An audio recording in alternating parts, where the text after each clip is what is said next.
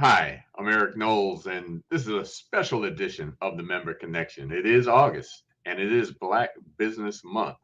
And before we get started with our special guest, word from our sponsor, our supporters at Jackson. Hi, I'm Matthew Pinzer, the Chief Marketing Officer at Jackson Health System. We're proud to be partnering with the Miami-Dade Chamber of Commerce to bring you this video series. We hope that it helps you to find new business opportunities across our community, and we look forward to working with you as we move into a new year.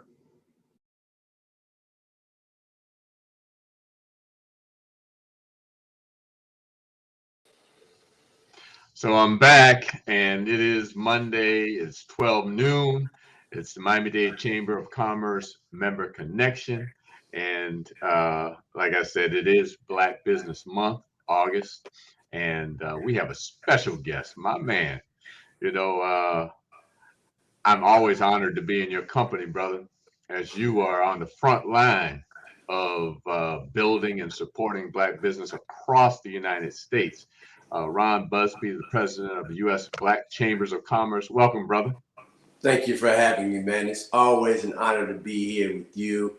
And I have a special place in my heart for the Miami-Dade Black Chamber, as it was one of the first 6 chambers that came on board with the USBC literally 12 years ago. When we created this organization, it was founded by my mentor, Aubrey Stone. And as we looked across the country at leaders that were instrumental in the Black business community across the state, Miami-Dade was one of the chambers that originally was a member of the USBC. And so, man, I'm always glad to have you as well as your members involved in U.S. Black Chamber. No, it truly is. Wow, 12 years. I know I was on the board at the time, actually had the opportunity to come up and meet you when Bill Diggs was the president of this chamber at that time. And so congratulations to those 12 years, as I said, as you continue to advocate and fight and knock doors down across America, supporting Black business. And as you said, there are many, started out with 4 or 5, and now how many members do you have across the U.S.? Today, as we speak, we have 151 Black chambers across the country located in 42 states, including Toronto, Canada, and 6 countries on the continent of Africa. So we're really excited about our growth across not just the United States, but really across the globe. Yeah, actually, that was crossing my mind. I was thinking, I know you've gone beyond the borders, and so that's great to know and to share with folks as they want to engage with one another. And that's the thing about it. How do we connect the dots? How do we engage with one another? And what is your mission and your purpose? Great question. So we started 12 years ago with the understanding that Black businesses really needed a voice. And so when we originally founded the U.S. Black Chamber, we was founded on what we call our 5 key pillars.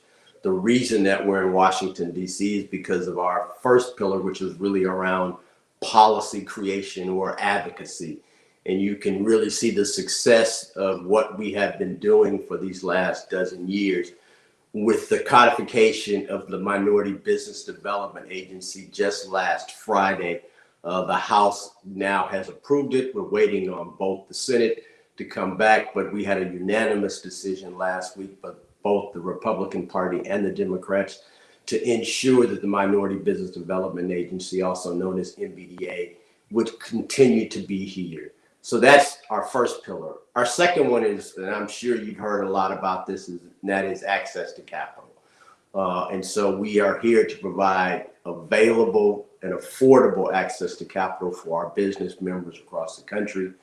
Our third one is really around contracting. And we look at that from 3 different vantage points. Where is the federal government spending its money, and how can we get more Black-owned businesses in that? Second is really where is corporate America spending its dollars?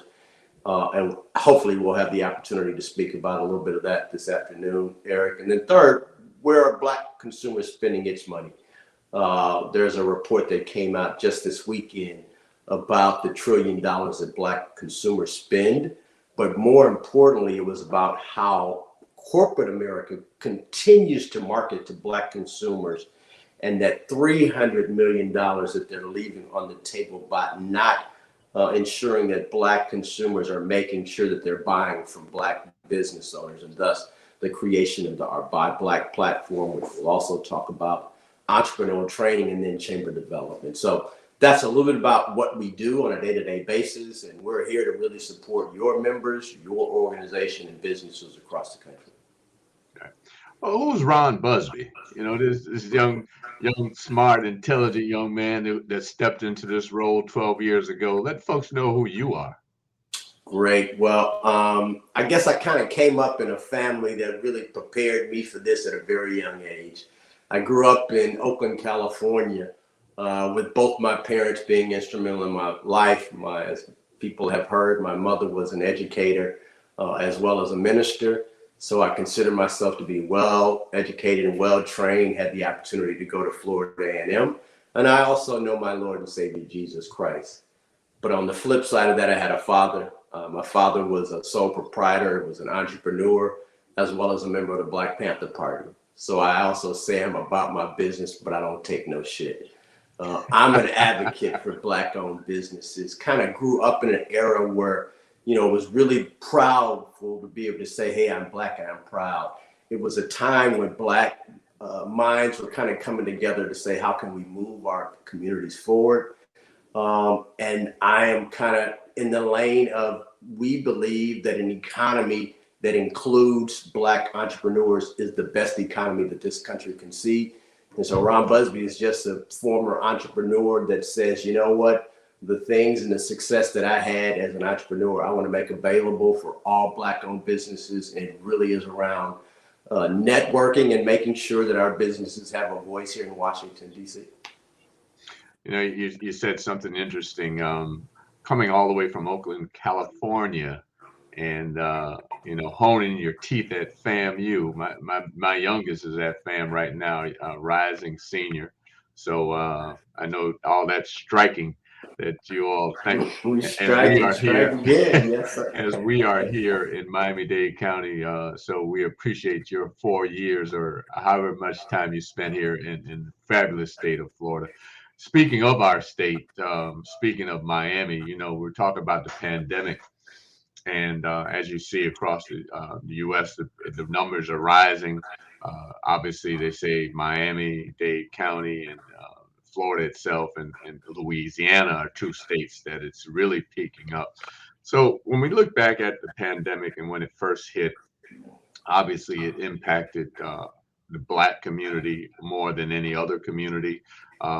As I say, you know, it was the perfect storm in 20 when George Floyd was murdered, when the pandemic hit. The rest of the world saw that onion was peeled back to the facts and things that we have suffered, the systemic racism and those things that we have dealt with all our lives. So where are we as a Black business community here in basically going into the fall of 21? Great question. I think, you know, in 2020, we really saw a trifecta when you mentioned two of them. The first one being the pandemic itself, and so many Black people lost their lives based upon the living conditions, our working conditions. Many of us were called essential workers, were forced to go into work. And so that was the first leg. The second leg was really the second leg in which you discussed, which was the murder of George Floyd. And so many people saw that murder on TV, and we really had to deal with that and watch that day to day all throughout watching the news. But the third leg of that, which really was what I think the federal government thought was a solution, was the stimulus package, or the lack thereof for many Black-owned businesses. When it was created, it came out, there were $349 billion that were going to hit the market for business owners across the country. And many folk were very excited. And we did a survey with our chambers across the country about the payroll protection plan. And we said early on, this isn't going to work for Black-owned businesses. For the 2.6 million Black businesses that we own and operate across the country, 2.5 million have no employees. So you had a program that was really there to save the employee, but not the employer. And so 78% of Black-owned businesses got no protection from the federal government in the payroll protection plan, or got far less than what they needed. What we really should have been focusing on was the EIDL program, but because it was called a loan, many Black-owned businesses did not want to participate because we didn't really know the rules. None of us really wanted to take on a loan for a program that we really didn't feel like we were involved in. We didn't have really great relationships with banks going into this. And so it was really not educated to our community very well. And so most of our businesses really suffered. We lost 41% of Black-owned businesses between the months of February and April of last year. And about 15% of them never reopened. And so we lost a great deal of our businesses last year. You're starting to see some of them come back, Eric, but many of them will never come back. And more importantly, we lost the revenue in our communities. So when those Black businesses closed down, you saw majority firms coming in to take over those clients, those employees, the gap that was left there. Many now non-traditional Black businesses came into our communities and really filled in that gap. And so many of those businesses will never have the opportunity to come back into our communities. And so what we're telling people today, as you discussed, the virus is starting to come back and these variants. And so we're saying, and have been saying, this isn't going to be the last emergency that we see in our communities. And so what we're telling people is prepare yourselves. Go make the decisions now that could have a long-term impact. Go make your banking relationships now. Don't wait until there's a pandemic in your business or some type of emergency. I was really shocked. We always hear that, you know, the average Black family only has $300 left set aside for an emergency. But the fact of the matter is white Americans only had $400 set aside for an emergency as well. It was not so much that Black businesses or Black families are uneducated. So often we hear that. It was just they had the relationships with the banks to be able to go in and fill in the gaps. While we're sitting in these moments and weeks now is the time to go tell your banker, hey, there may be another variant coming in, or hey, this is what my business is going to need the next 12 months. I want to figure out what I'm going to prepare, what I need to do to prepare myself to get a loan, to get grants, to get vehicles of capital that are still available for the business owners. Absolutely. And what you're talking about, and it's something that I talk about all the time, is the fact that we don't have the back of our house together. You know, a lot of times we have, you know, we're great at being a chef. We're great at landscaping. We're great at those things that we do with our hands and our minds. But then when it comes to running a business, that's where we drop the ball a lot. We don't have an accountant. We don't have a CPA. We don't have our legal identity set up at the right way. We haven't registered with the state. And even if not even just registering with the state or your local government, because here like across America, we have a county, you have a municipality, a city that you live in. And if you didn't have that EIN number from the state, you didn't have your county license, you didn't have your city license, you didn't have the proper documents to apply for the monies that were available. So that's what you're talking about right now. But I want people to understand this, that the majority of the businesses that failed in our community did not go out of business because they didn't have funding. They didn't go out of business because they didn't have the right mindset. They went out of business because they didn't have the right relationships. They didn't know Eric. They said they did not get the information that was needed. Again, when we were marketed to, everyone was going to a payroll protection plan because everybody thought that's where the money was. But if you didn't have employees, you were left figuring out how to figure this out through your own. But folk like Eric, folk like the U.S. Black Chamber could have said, hey, there are other options. Let's look at some of those to better prepare yourself. I don't want our business owners to think we're financially illiterate. We have more postgraduate degrees. We have more information that is available. We just got to make sure that we're connecting the dots. And I've heard you say that. No, yeah, you're absolutely right. And that's one thing. Obviously, you were on the forefront. We were on the forefront. Some of our, like, I have members who, like, doctors, lawyers, so on and so forth, and they were going through that process of saying, well, I don't want to go after the money, like you said, the idol. And now they're thankful for the fact that we pushed them to get the EIDL monies, because it was very low interest. And the thing about it, as they say, it's better to have it and not need it than to need it and not have it. Exactly. And the first $10,000 was forgivable. You didn't have to pay that back. So I told small business owners that was a very good option, but because they didn't understand, more than 70% of Black business owners said they went out of business because of lack of relationships and the lack of understanding the information that was being presented to them. That's the reason why Chambers of Commerce are so valuable to our local businesses across the country. There's just so much information coming at us all the time, but it can be sifted through when you have good information coming from local, trusted voices in your communities. And so that's Absolutely. The reason why we're glad to be here with you this afternoon. And I'm going to just say this part, and then we're going to move on. But we were on every day doing what we're doing right now, bringing information, bringing the experts to the table to share that information. So to your point, being a part of the chamber is important. And so now we're going to shift a little bit. We're talking about the fact that a lot of folks missed out on some monies that were available because of not the relationships not knowing where to go, not knowing how to ask the right questions. A lot of corporations, and you brought it up as you were introducing yourself, in terms of those relationships that you build as the U.S. Black Chamber with corporate America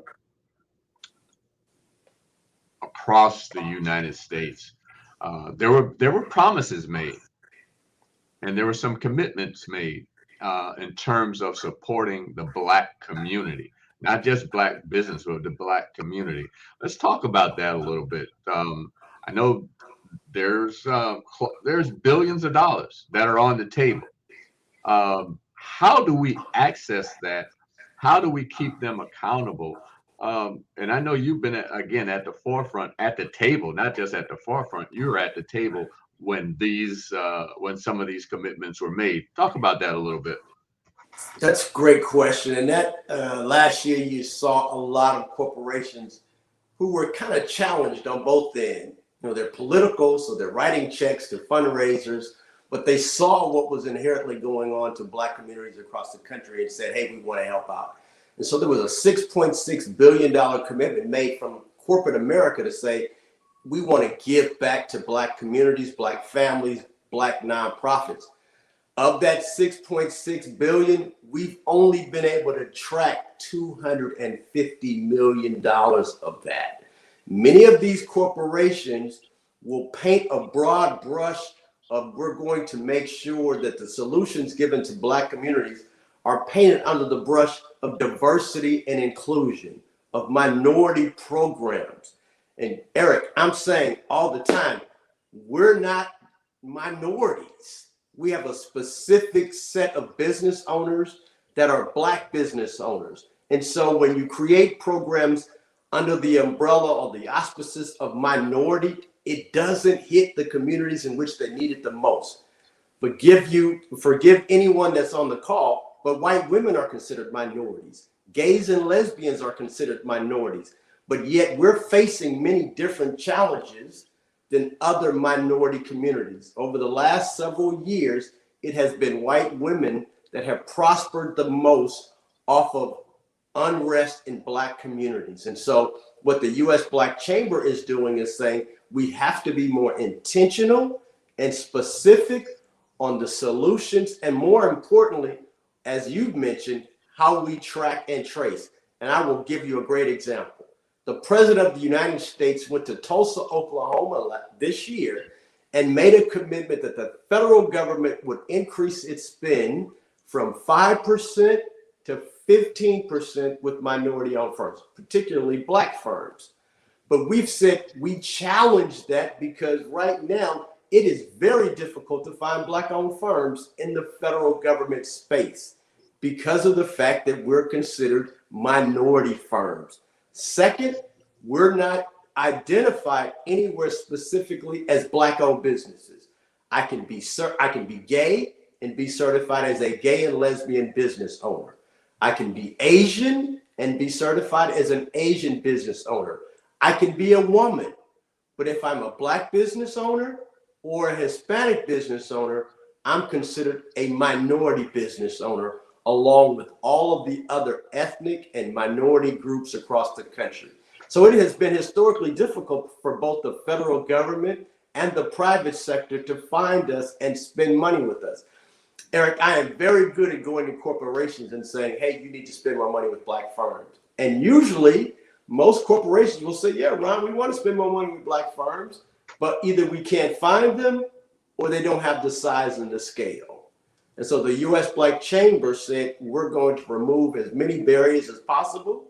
And so we created our own Buy Black certification, byblack.us. Now you can be certified as a Black-owned business, free of charge, both accepted by private sector firms and public sector firms. Agencies around the country are saying, when we want to spend money with Black businesses, we now know that we can go to a U.S. Black Chamber and its associates around the country know that these businesses are who they say they are, and we can start now to spend money with them to increase that spend. You know, Ron, I hesitate because you're talking about $6 billion. And as you said, 240 or so million have been dispersed. And, here in Florida, I mean, Miami, I won't even say Florida, here in Miami-Dade County, we are a majority minority community. Obviously, the Hispanic community is the majority. I just met with the University of Miami a month or so ago, and they just came around and made a commitment that they were going to double their spending with minority businesses by 2025. And I was like, I didn't get excited about that just because of what you just said. But the one thing that they did come back with in the same breath is said that they were going to triple spend with Black businesses by 2023. And that is the mantra that we have to push with these corporations. And how do we, from like you said, the federal government perspective, how do we push that envelope? Here we are in Miami-Dade County again, dealing with a disparity issue. We know that we have disparities across the board, across the U.S., but we got to go through the studies. So how do we move forward from a federal perspective on this? Well, you mentioned a couple things, and the one I think first is data. I think historically we as a people have had an emotional cry, and we've hurt, and they've heard it. But when you start to peel back the onion and you start to really represent data, then it gets people's eyes and ears. When we first started when 2020 first came around, U.S. Black Chambers did, as I stated, a survey with our members, and we said, hey, we're going to lose 40% of our businesses. And we were telling that to the federal government, and no one really wanted to hear that. Then the Federal Reserve Bank came out and said, guess what? They're actually going to lose 41% of their businesses. It got the attention because they were able to back up the conversations that they were having. So data definitely helps. And so I know disparity studies are going on around the country. They're difficult. Many times they're costly. The logistics are difficult, but it gives you the bullet point to be able to say, okay, we're going to start somewhere. We have some goals, and this is how we're going to address them. That's the first thing. But from the federal government, man, there have been rules that have been set up and barriers that have been put in place that many of our communities don't even understand, and fighting the wrong fights. And so often you hear about us saying, hey, man, get 8A certified. It's a program for minority-owned businesses. It's a certification. The federal government is going to commit to spending certain amount of dollars. But understand that there are different categories of which the federal government and its agencies are awarded contracts through and graded on.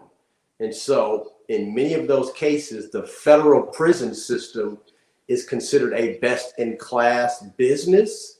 And so many Black-owned businesses are competing for work against federal private prisons to do work, and we can never compete when they're paying 30 cents an hour and we're looking at paying $15 an hour. We're never going to be the lowest bid, and we've got to have those types of conversations. It's one thing to say, yeah, we want to get our businesses to do more business with the federal government. We've got to hold the federal government to say, you know what, we're going to hold you responsible for now saying we're going to make sure that Black businesses are counted, that our agencies are given the good grades for spending and having accountability of spending with Black firms as well. Absolutely.